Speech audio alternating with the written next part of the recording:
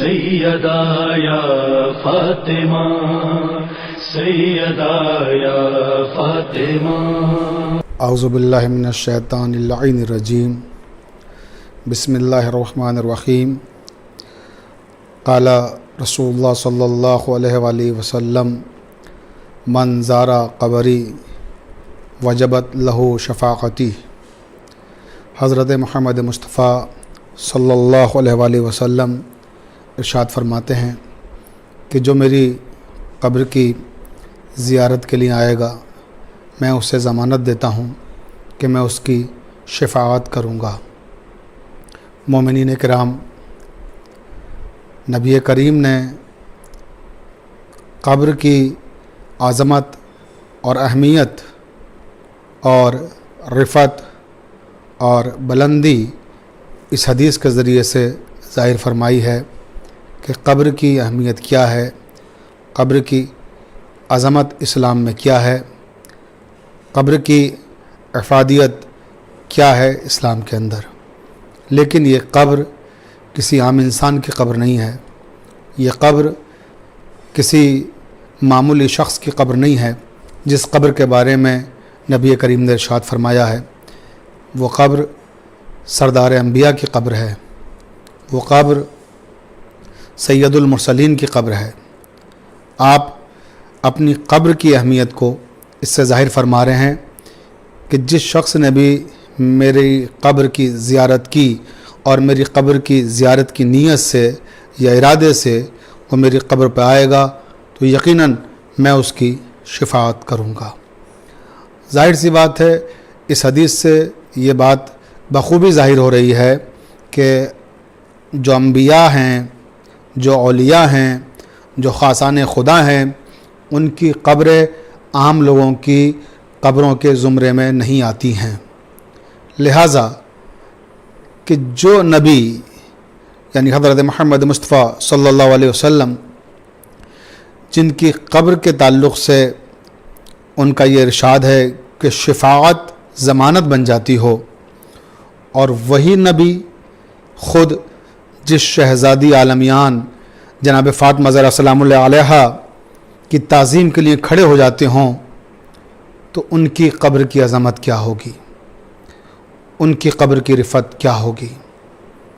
اور افسوسناک بات یہ ہے، انتہائی افسوس کے ساتھ یہ کہنا پڑ رہا ہے کہ اس نبی کریم کی اکلوتی بیٹی کی قبر بھی مسلمانوں نے مسمار کر دی، کہ جس کی تعظیم کے لیے سرکار دو عالم خود سراپا سپاس ہو جاتے تھے، وہ بیٹی کہ جس کے لیے آپ نے ارشاد فرمایا کہ فاطمہ بضعۃ منی، فاطمہ میرے جگر کا ٹکڑا ہے۔ فاطمہ جس سے غضبناک ہوں یا فاطمہ جس پر غضبناک ہوں تو گویا اللہ تعالیٰ اس پر غضبناک ہوتا ہے۔ اللہ اس سے راضی ہے، نبی کریم نے فرمایا کہ جس سے میں راضی ہوں، اور میں اس سے راضی ہوں جس سے فاطمہ زہرا سلام اللہ علیہا راضی ہوں۔ تو سوچیے عزیزان محترم کہ نبی کریم کی یہ اکلوتی بیٹی جو عظمتوں کی شہزادی ہے، جو رفتوں کی شہزادی ہے، جو عصمتوں کی شہزادی ہے، جو ام الائمہ ہے، اس شہزادی کی قبر کو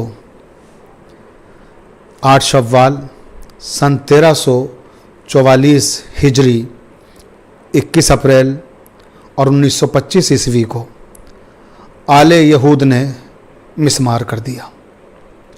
اور نہ صرف یہ کہ جناب فاطمہ زہرا کی قبر کو مسمار کیا، وہاں ہمارے دیگر ائمہ کی قبریں بھی تھیں، وہاں امام حسن کی قبر بھی ہے، وہاں امام زین العابدین کی قبر بھی ہے، وہاں امام محمد باقر کی قبر بھی ہے، وہاں امام جعفر صادق کی قبر بھی ہے۔ یہ قبہ اہل بیت کہلاتا ہے، جہاں پر یہ ساری قبریں تھیں، اور ان قبروں کو مسمار کر دیا آل سعود نے۔ بلکہ میں کہتا ہوں کہ یہ آل سعود نہیں، آل یہود ہیں۔ یہ یہودیوں کی روش پہ کام کر رہے ہیں، اور انہی نے اسلام میں تبدیلیاں پیدا کیں، انہی نے اسلامی نظام کو بدلا۔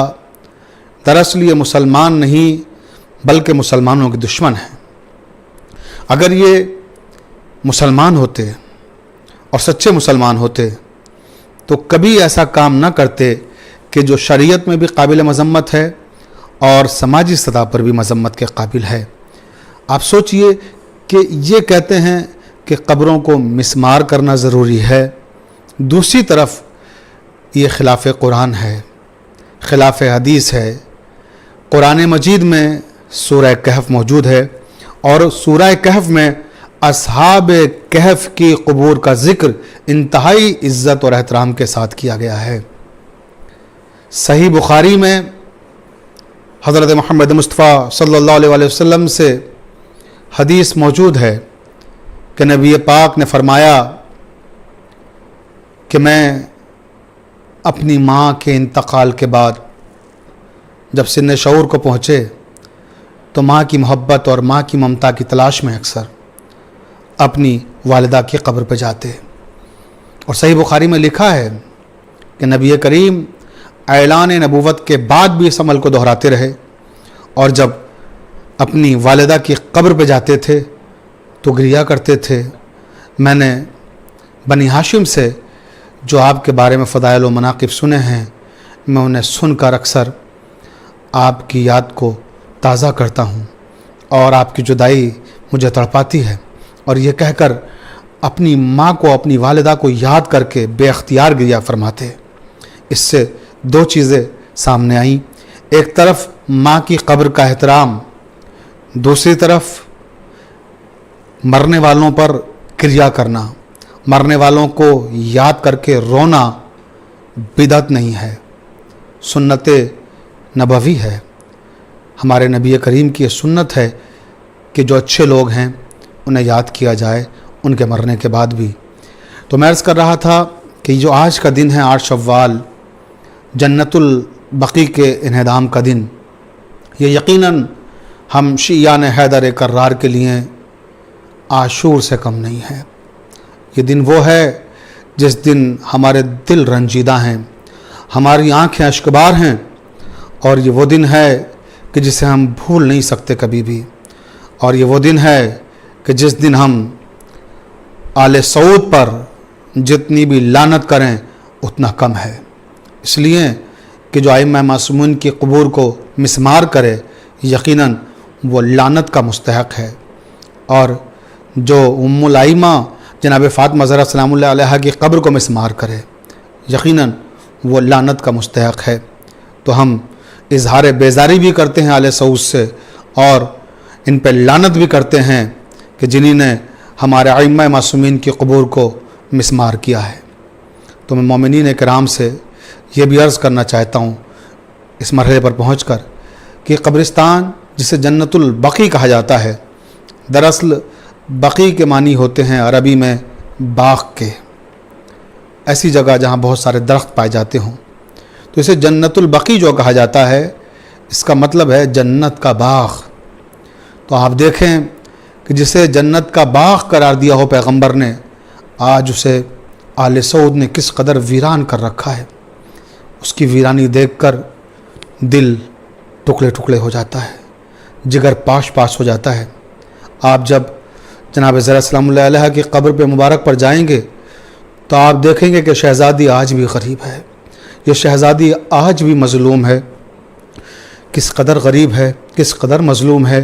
ایک طرف باپ کا روزہ ہے، وہاں روشنیاں ہی روشنیاں ہیں، دوسری طرف بیٹی کی قبر ہے جو ویران پڑی ہوئی ہے، جو اندھیرے میں ڈوبی ہوئی ہے، جہاں کوئی شمع جلانے والا بھی نہیں ہے، اور جب شمع جلانے کے لیے، چراغ کرنے کے لیے چاہنے والے جاتے ہیں تو انہیں وہاں سے ہٹا دیا جاتا ہے، انہیں درے مارے جاتے ہیں، انہیں تازیانے مارے جاتے ہیں، اور انہیں قبر پر جانے کے بعد اس بات کی اجازت نہیں دی جاتی کہ وہ دو اشک بھی اپنی شہزادی کو یاد کر کے بہا سکیں۔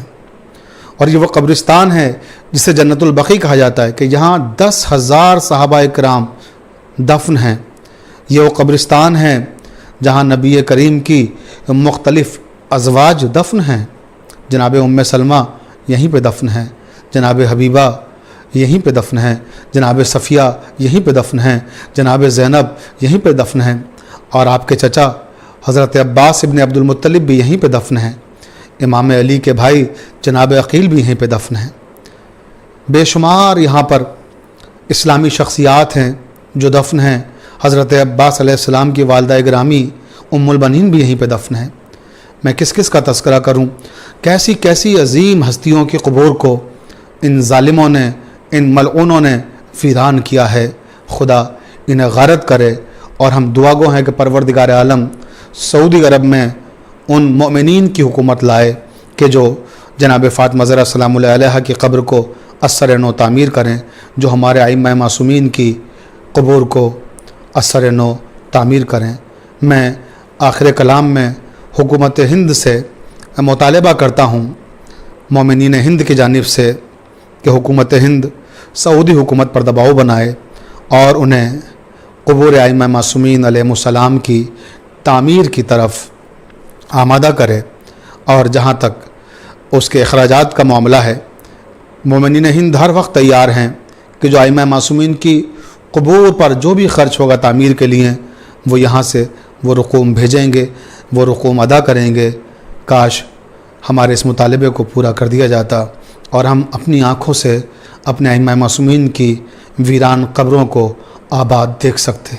मुझे इस मरहले पर एक जुमला याद आ रहा है, बस उसी पर अपनी तकरीर को ख़त्म कर रहा हूँ, कि जब मैं जन्नतुल बक़ी में जनाब फ़ातिमा ज़हरा सलामुल्लाह अलैहा की क़ब्र मुबारक पर हाज़िर हुआ, वीरानगी देख कर दिल तड़प उठा, आँखें अश्कबार हो गईं। वहीं कोई ईरानी खड़ा हुआ पीछे, एक दर्दनाक अंदाज में ख़िताब करके बीबी ज़हरा से कह रहा था। उसका एक जुमला ऐसा था जिसने तड़पा दिया हमें, और जो मोमिन है यकीनन उसकी आँख से आंसू रवा हो जाएगा। उसने कहा कि ऐ शहज़ादी, आप कितनी मज़लूम हैं कि आपकी क़ब्र वीरान है। हमारे हिस्से में आपका एक फ़र्जंद आया। इमाम अली रज़ा अलैहिस्सलाम की तरफ इशारा करके उसने कहा, शहज़ादी देखिए, हमने कितना शानदार आपके फ़र्जंद का रोज़ा बनाया है। काश काश आप ईरान आ गई होती, काश आप मशहद आ गई होती, तो हम आपका रोज़ा भी इसी शान से बनाते। या शहज़ादी, हमें इतनी ताकत और क़ुव्वत अता फ़रमाइए कि हम यहाँ पर आपके रोज़े को तामीर कर सकें। मैं दुआ कहूँ कि परवरदिगार आलम मोमिनीन की हुकूमत सऊदी अरब पे जल्द अज जल्द कायम हो, और हमारे इमाम का ज़ुहूर जल्द अज जल्द हो, ताकि हम इन रोज़ों को अपनी आँखों से तामीर होता हुआ देख सकें।